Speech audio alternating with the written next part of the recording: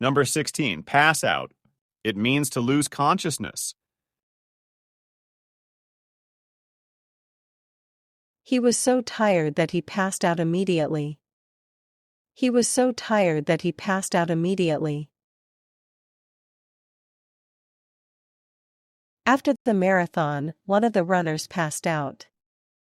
After the marathon, one of the runners passed out. In the heat, it's easy to get dehydrated and pass out. In the heat, it's easy to get dehydrated and pass out. Number 17, pick up. It means to collect someone or something. To learn or acquire new information or skill. Can you pick up some milk on your way home? Can you pick up some milk on your way home? She picked up Spanish while living in Spain.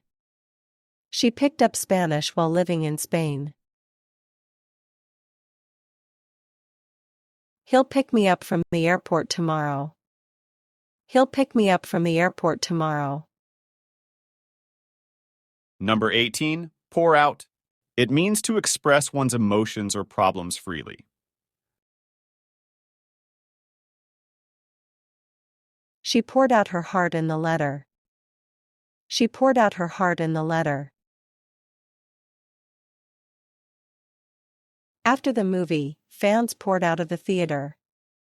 After the movie, fans poured out of the theater. He poured out his frustrations to his friend. He poured out his frustrations to his friend. Number 19, pull off. It means to successfully achieve something difficult. They pulled off a surprise party for her. They pulled off a surprise party for her. It was a tough project, but we pulled it off. It was a tough project, but we pulled it off. Can he pull off winning the championship again?